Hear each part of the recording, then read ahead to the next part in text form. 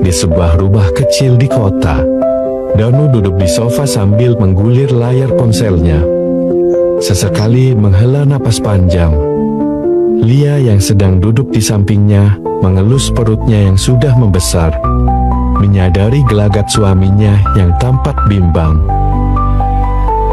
Mas, kenapa? Dari tadi diem aja lihat HP terus. Ada masalah di kerjaan? Enggak, aku lagi mikirin sesuatu aja. Mikirin apa? Aku dapat tawaran kerja di kampung. Gajinya lumayan kalau kita hidup di sana. Dan kalau kita pindah ke sana, kita nggak usah bayar kontrakan mahal-mahal kayak di sini. Aku juga bisa lebih sering sama kamu dan anak kita nanti. Pindah ke kampung? Mas serius? Iya Lia, aku udah pikirin matang-matang. Kehamilan kamu udah masuk bulan ke-8. Kalau lahiran di kampung, ada ibu yang bisa bantu. Di sini kita sendirian, kalau ada apa-apa, repot kita. Tapi Mas, aku udah nyaman di sini. Rumah sakitnya bagus. Dokter kandunganku juga enak diajak konsultasi. Aku takut di kampung fasilitasnya nggak sebaik di sini. Aku ngerti sayang, tapi kalau dipikir-pikir di kampung itu lebih tenang. Aku nggak harus bolak-balik jauh buat kerja. Kita juga bisa lebih hemat. Lagian aku juga kangen sama ibu. Terus kalau kita pindah, kapan kita berangkat? Kemungkinan minggu depan. Aku udah urus semuanya. Tinggal beres-beres barang aja. Ya udah, kalau Mas yakin ini yang terbaik. Tapi Mas janji ya, aku nggak mau kalau nanti di kampung malah susah sendiri. Janji, aku bakal pastiin semuanya nyaman buat kamu dan bayi kita.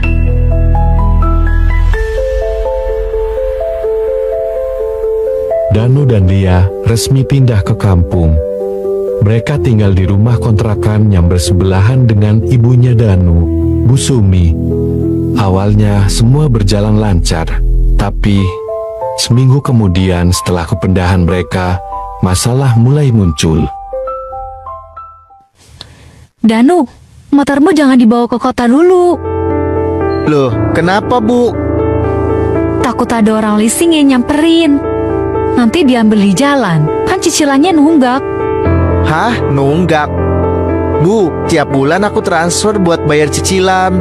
Kok bisa-bisanya nunggak? Namanya juga hidup, nak. Kadang ada kebutuhan lain. Ya, kepake dulu uangnya.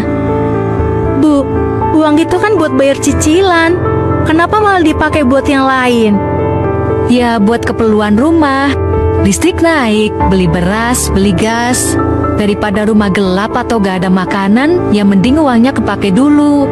Toh nanti bisa dicicil lagi. Jadi sekarang cicilan motorku nunggak berapa bulan, Bu?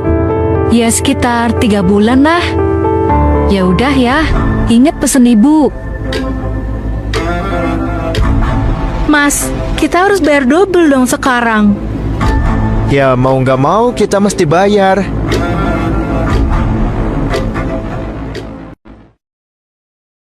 Mas, aku nggak habis pikir. Kita tiap bulan transfer buat bayar cicilan, tapi uangnya malah kepake buat yang lain. Emang ibu pikir motor ini cicilan dari langit? Aku juga kaget. Aku pikir selama ini ibu beneran bayar pakai uang yang aku kirim. Aku ngerti mas sayang sama ibu, tapi kalau begini kita yang susah. Cicilan masih panjang, motor bisa ditarik leasing. Kita bakal repot kalau nggak ada kendaraan. Terus aku harus gimana? Aku nggak mungkin marah ke ibu. Dia kan orang tuaku. Ini bukan soal marah atau enggak. Ini soal tanggung jawab. Kamu yang kerja, kamu yang nyicil motor, tapi malah dipermainkan gini. Aku gak bisa bayangin nanti kalau anak kita lahir, masih harus mikirin masalah kayak gini. Nanti aku bakal cari cara buat nutup tunggakan ini. Jangan sampai motor itu ditarik leasing. Danu berusaha menenangkan istrinya, meski hatinya sendiri masih penuh kekecewaan. Malam itu, Danu sadar bahwa cepat atau lambat, dia harus berani mengambil sikap. Beberapa hari kemudian, saat Danu sedang bersantai di depan rumah, Bu Sumi tiba-tiba datang menghampiri dengan wajah penuh senyum. Danu, kamu sayang ibu kan? Iyalah Bu, emangnya kenapa? Aduh, ibu ini makin tua. Kalau naik motor kecil kayak Mo itu, pinggang rasanya sakit banget, tahu nggak? Apalagi kalau bawa belanjaan ke pasar, rasanya kayak naik becak rusak. Ya kalau capek kan bisa naik angkot Bu. Duh, Danu, kamu kok nggak ngerti-ngerti juga sih? Ibu ini udah tua, perlu motor yang lebih nyaman. Daripada motor namekmu membaziri tangan kamu, gimana kalau kamu pakai Moi ibu aja? Kan sama-sama bisa jalan. Jadi Ibu minta tukar motor. Iya, toh sama-sama motor kan? Lagian kasihan kamu tiap bulan harus bayar cicilan. Ibu bantuin kamu biar nggak pusing lagi. Bu, cicilan itu aku yang bayar dan aku masih mampu. Lagian aku beli motor itu buat keperluan kerja biar lebih nyaman di jalan. Ih, kerja ya kerja aja, nggak usah manja. Zaman dulu ibu sama bapak ke sawah naik sepeda aja kuat. Kamu ini anak muda, masa dikit-dikit harus nyaman? Namek itu kebesaran buat kamu, kalau buat ibu pas. Ya udah Bu, kalau Ibu emang butuh, pakai aja motor aku. Nah gitu dong. Ibu tahu kamu anak yang berbakti. Nanti motor Moinya tertaruh depan ya, biar kamu bisa langsung pakai.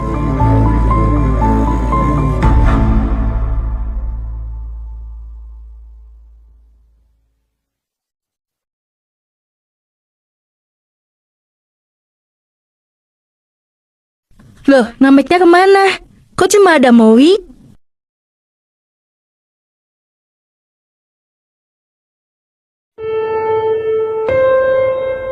Mas, nameknya kemana? Kok nggak ada? Motor kita udah ditukar sama motor Ibu. Ya kita pakai motor itu aja. Mas serius tuker namek kita sama motor Moi tua ibu? Lia, Ibu itu minta baik-baik. Aku nggak tega kalau aku nolak. Minta baik-baik? Mas, itu bukan minta, tapi maksa secara halus. Itu motor kita, Mas yang beli, Mas yang bayar. Kenapa malah kita yang harus ngalah? Ya mau gimana lagi, Ibu bilang butuh motor yang lebih nyaman. Kasihan Ibu, ntar dia kecewa sama aku. Aku ngerti kamu anak yang baik, tapi sampai kapan kita terus begini? Kita yang susah payah beli, kita yang cicil. Terus sekarang kita malah dapat gantinya motor butut yang entah kapan terakhir servis.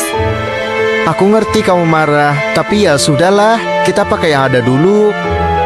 Aku capek kalau kita terus-menerus begini. Aku nggak mau nanti anak kita juga ngalamin hal yang sama. Harus terus ngalah buat orang lain.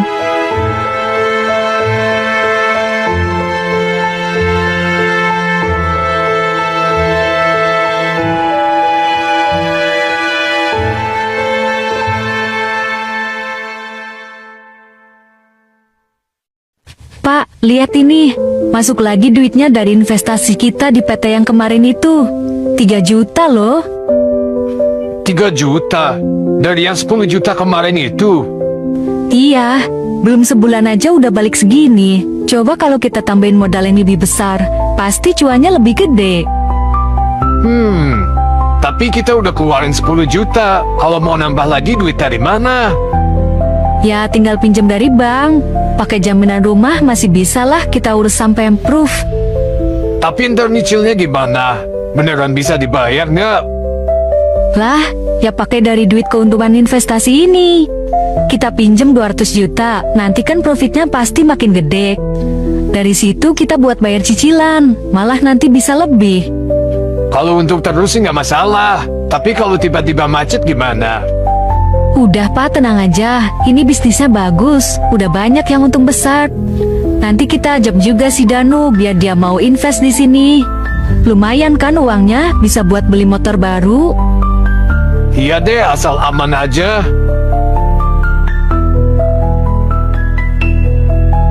Assalamualaikum Bu. Waalaikumsalam. Astaga Danu, kok kucel banget sih? Kamu habis pulang kerja? Kayak orang habis digiling mesin pabrik aja. Duh, kerja keras gitu banget, tapi duitnya segitu-segitu aja. Kapan mau naik kelas? Namanya juga kerja Bu. Semua orang juga capek cari duit. Ya elah, Danu, orang pinter mah kerja pakai otak, bukan pakai otot. Coba lihat ibu sama bapak, tinggal duduk-duduk di rumah, duit ngalir sendiri, nggak perlu banting tulang kayak kamu. Maksudnya apa, Bu? Sini, ibu kasih tahu rahasia sukses. Tuh lihat, ibu sama bapak invest 10 juta. Belum sebulan dapat profit 3 juta. Gimana, ngiler kan? Zaman sekarang jangan cuma kerja doang. Duit tuh harus diputer biar tambah gede. Invest di mana, Bu? Emangnya aman? Ih, pertanyaannya kampungan banget. Ya jelas aman lah, orang udah dapat untung. Nggak kayak kamu, udah kerja dari pagi sampai sore, duitnya cuma cukup buat makan. Sampai kapan begitu terus? Bu, aku kerja halal. Pelan-pelan yang penting pasti. Halal, tapi hidup pas-pasan. Buat istri aja ngos-ngosan. Lihat tuh udah hamil gede. Kasian kalau kamu andalin gaji kamu yang pas-pasan. Masa nggak mau ngasih kehidupannya lebih baik buat anak sama istri? Makanya ikut investasi ini aja. Duit ngalir sendiri, kamu nggak perlu capek kerja. Masa mau kalah sama ibu yang udah ngerti cara muter duit? Iya deh, tapi aku mau coba ngomong sama Lia dulu ya, Bu. Ih, masih aja minta izin istri. Danu, kamu tuh kepala keluarga, bukan anak kecil. Masa nanya dulu ke istri segala? Bu, aku tetap harus diskusi sama Lia. Ini bukan keputusan kecil soalnya. Ya sudah sana, jadi laki kok mau aja disetir istri. Kayak nggak ada harga dirinya aja.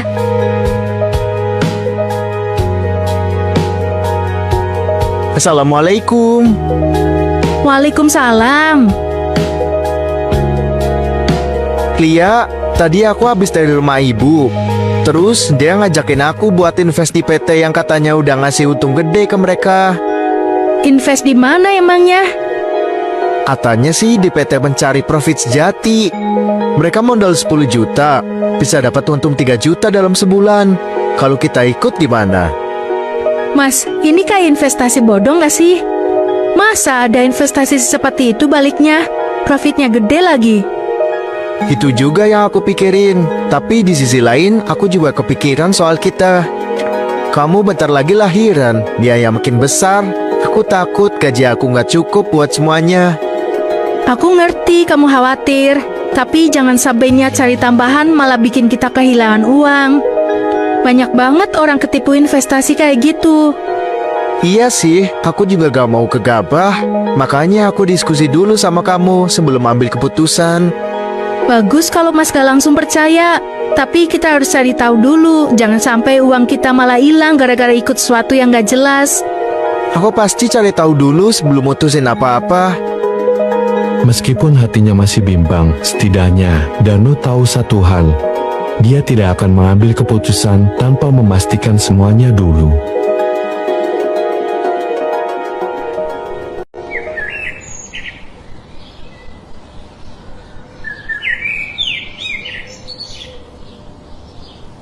Jam segini masih males-malesan aja di rumah. Istri kok gak bantu suami cari uang. Aku kan lagi hamil tua, Bu. Hamil tua bukan alasan buat direcopin suami. Gara-gara kamu Danu gak mau invest. Harusnya dia bisa kaya, bukan kerja capek dapet receh. Kita cuma gak mau ambil resiko, Bu. Takutnya malah rugi. Lihat nih hasil investasiku.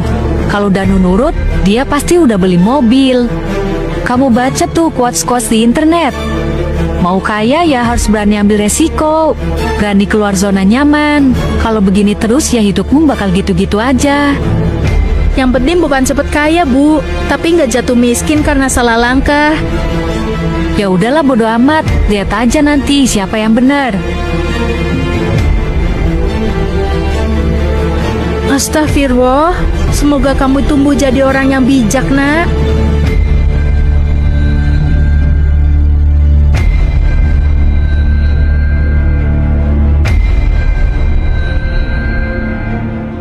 Loh, apa-apaan ini? Kok grupnya rame gini?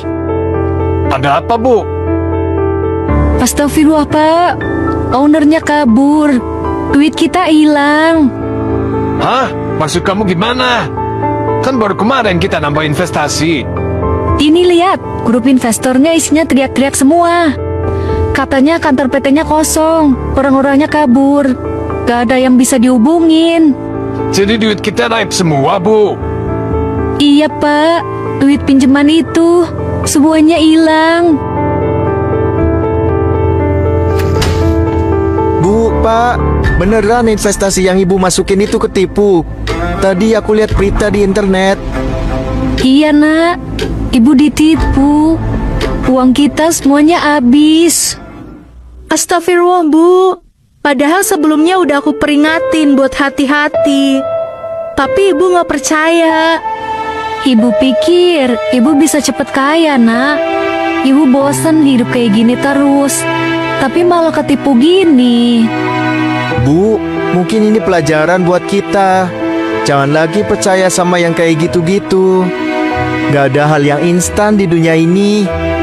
Kita cuma mau hidup lebih baik, Nak. Tapi malah ngelakuin cara yang salah. Danu, Lia, ibu minta maaf sering banget merendahkan kalian. Bilang kamu kerja capek, tapi gak pernah cukup.